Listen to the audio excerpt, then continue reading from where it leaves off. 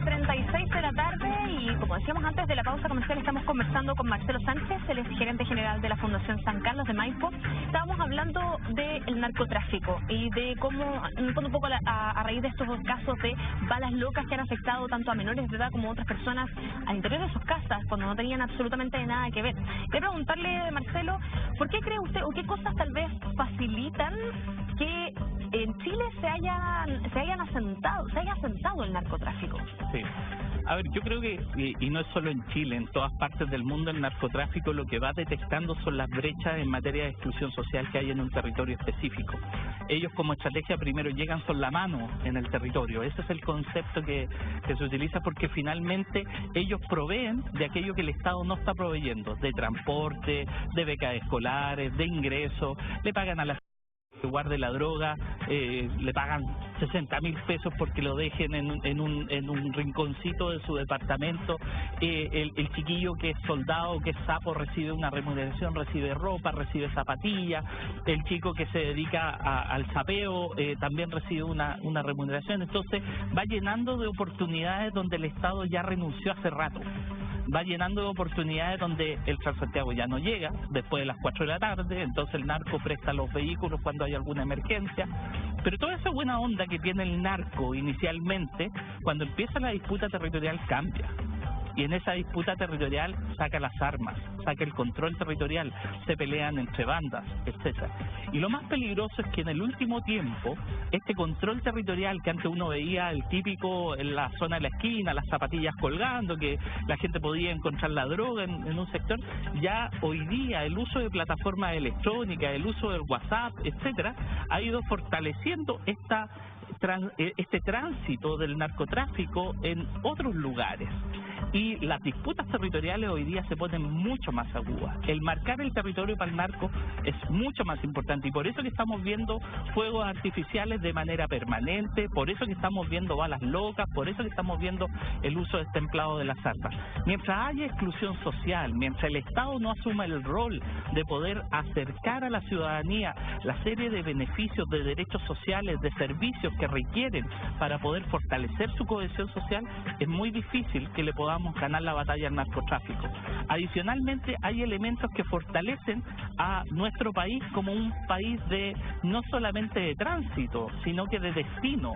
Y además tenemos para poder estructurar una oferta cuando, por ejemplo, el uso de precursores químicos que se requieren para los laboratorios es bastante libre en nuestro país. Está regulado de manera muy básica porque evidentemente este es un país minero y tiene muchas condiciones sobre las cuales la regulación de aquellos mismos precursores que se utilizan para la fabricación de drogas es mucho más básica. Entonces, lo que sucede es que la droga viene no solamente con droga desde afuera, viene con el cocinero, viene con aquel que va a montar el laboratorio, que hace uso de una legislación que es más laxa en materia de la disposición de los precursores, desarrolla drogas sintéticas y se crea también como un exportador neto de drogas. Fíjate que nosotros hoy día, entre la droga que está entrando a Estados Unidos o que ha entrado a Europa desde puertos chilenos, estamos transformándonos en el tercer destino de origen después de Brasil y de Colombia. Eso es tremendamente grave. Si nosotros hoy día estamos en una incautación promedio de alrededor de 20 toneladas en materia de cocaína y de drogas sintéticas, que claramente el clorhidrato de cocaína es la más fuerte de todas, estamos hablando de que por cada kilo que se incauta entran en el país 2 kilos más. Y eso significa que el mercado potencial puro son alrededor de 70 toneladas de droga que se patea 20 veces. El concepto de patear es que la droga va perdiendo pureza desde un 90% hasta llegar al 2% porque la mezclan con muchas otras cosas hasta llegar al dispositivo de la pasta base. Marcelo, lo que sí que quiero volver a la dimensión más social de este tema, porque lo que usted comentaba hace un rato de que en el fondo el narcotraficante empieza a hacer como una especie de relación cercana con la gente que vive en los lugares en donde estas personas operan, ¿no?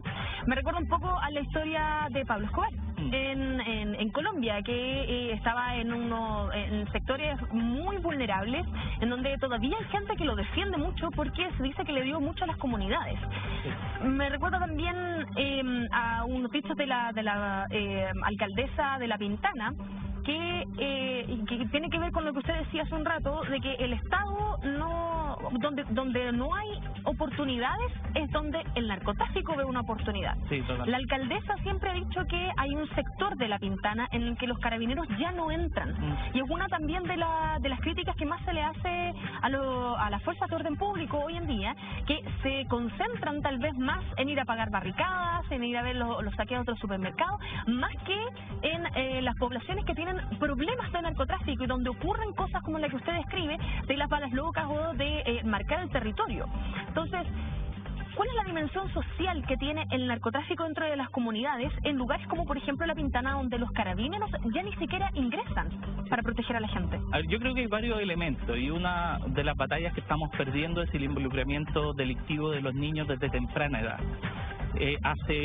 Nosotros 5 años atrás hicimos un estudio de exclusión de las personas privadas de libertad, más de 2.000 internos en 9 penales distintos.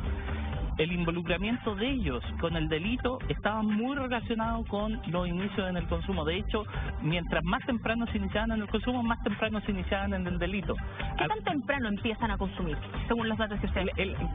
La realidad delictiva es que partían en esa época, cuando hicimos la medición, partían a los 13 años si no estaban involucrados con el tema de la droga, pero partían a los 11 años si estaban involucrados en el tema de la droga. Entran en estructuras informales al principio, el ser soldado, el ser sapo, etcétera, etcétera, pero también en ser promotores de algún elemento que esté asociado al desarrollo del negocio en el territorio. Y hay que ser súper claro en esto: los narcotraficantes son comerciantes como cualquier otro. Tienen un negocio que es de rentabilidad, que es vender la droga, y tienen un negocio que es de flujo de caja. Los saqueos, la delincuencia, el poder hacer robos de cajero automático, los portonazos, son todos parte de la misma figura.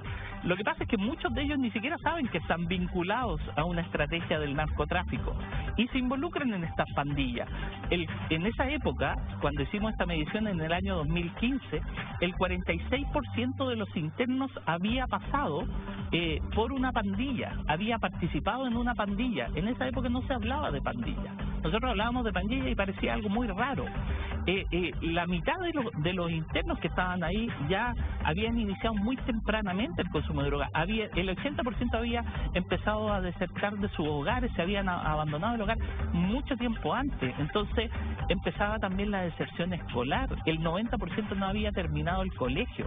La deserción escolar, el abandono familiar, el abandono comunitario, todos estos elementos que no solamente los constituye el Estado, sino la responsabilidad que tenemos nosotros, ha ido haciendo que los niños cada vez más se empiecen a involucrar en estas redes. Ellos buscan reconocimiento, buscan protección, buscan una posición económica en el sector, y eso se lo empieza a dar el narco. Por eso es que tenemos que dar la pelea ahí, tenemos que empezar a recuperar a nuestros niños, tenemos que hacerlo con la comunidad, tenemos que hacerlo con la familia.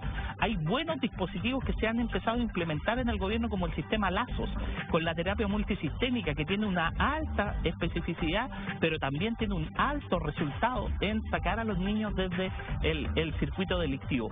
Y uno de los grandes temas del circuito delictivo en esos niños es la proximidad al acceso en la droga. Hoy día hay una nueva categoría dentro de las estructuras criminales de los narcos, que son los zombies, los chicos que finalmente los narcos les empiezan a pagar con droga para que estén absolutamente fidelizados. Por Dios, se le entregan pasta base. La pasta base tiene un poder adictivo de un 52%. O sea, Marcelo, recordemos el caso de Ailín Fuentes en Talca, que lamentablemente falleció por esto mismo, por haber sido víctima de un grupo de narcotraficantes de la zona. Ella desgraciadamente tenía una adicción a la droga y tenía muchas deudas que pagar, y que en el fondo funcionaba de la misma manera que usted describe. Se le entregaba cierta cantidad de droga para que la guardara, pero la consumía porque era adicta también. Entonces, y eso terminó trágicamente. El caso de Ailín Fuentes. Hoy día el narco lo intenciona. En su momento, hace algunos años, el narco no permitía que su red consumiera. Empezó a darse cuenta de la potencia que significaba corromper a algunos niños a través del consumo de pasta base.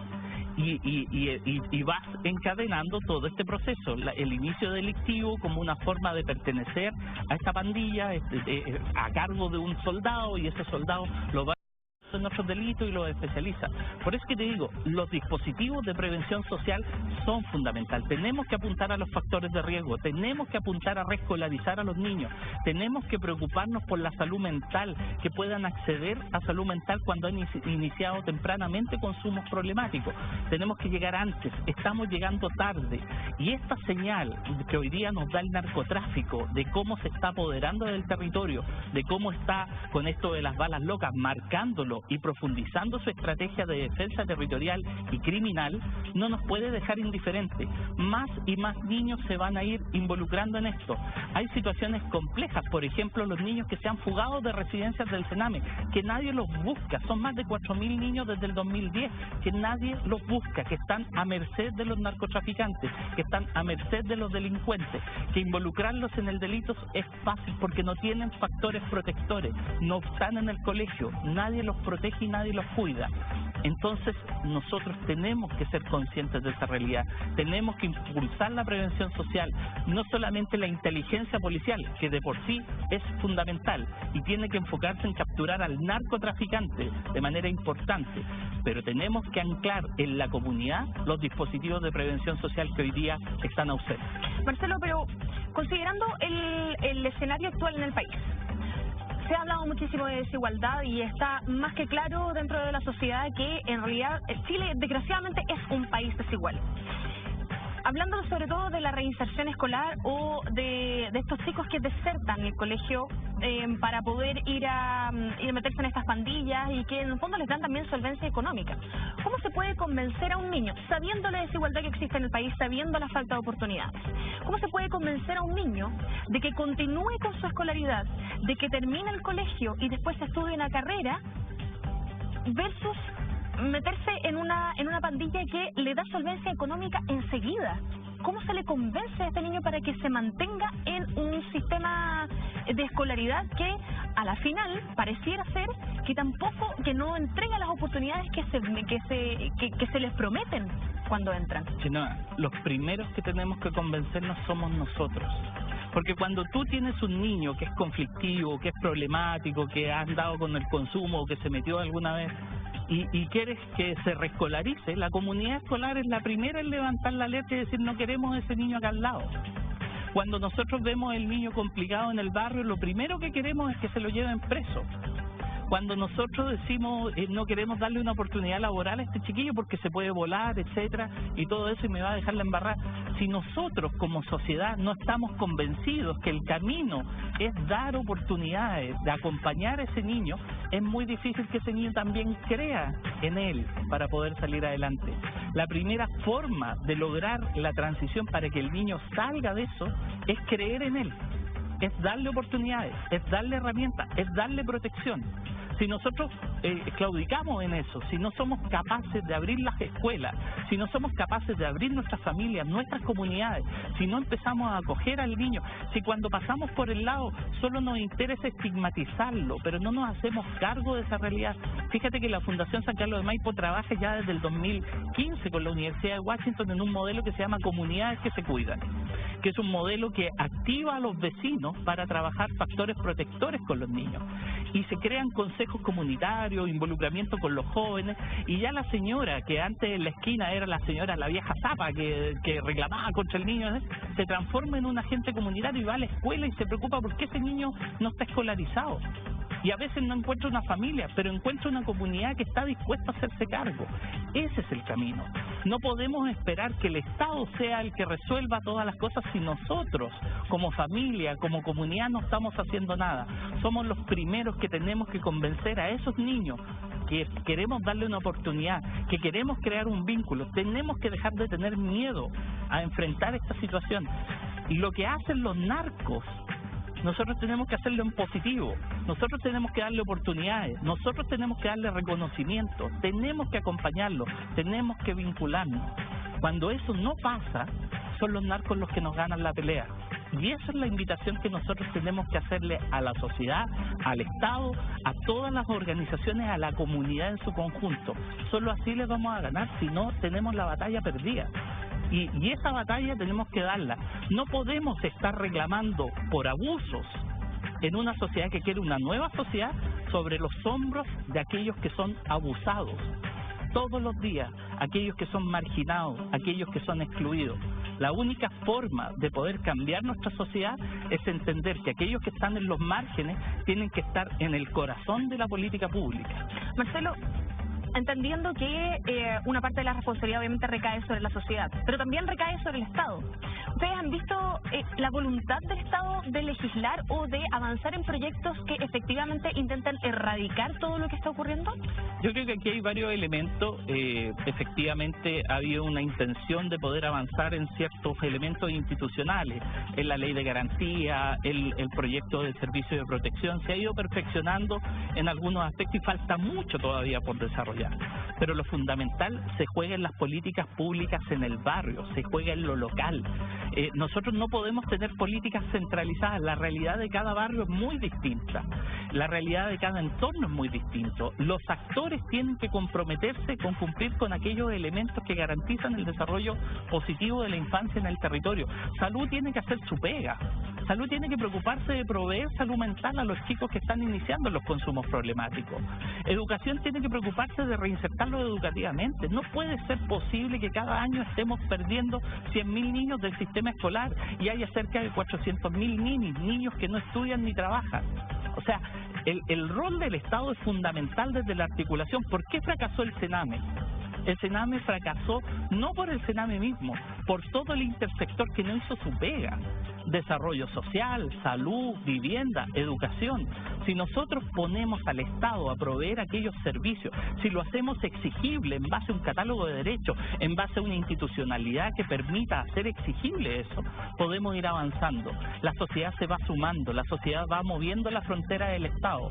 Nosotros como organizaciones de la sociedad civil hemos ido moviendo al Estado para ese reconocimiento, pero no es suficiente si es que el Estado decididamente no avanza en garantizar derechos, no avanza en que los dispositivos que están en el territorio funcionen, cumplan la pega y realmente provean de aquello que se necesita para que los niños logren su desarrollo positivo.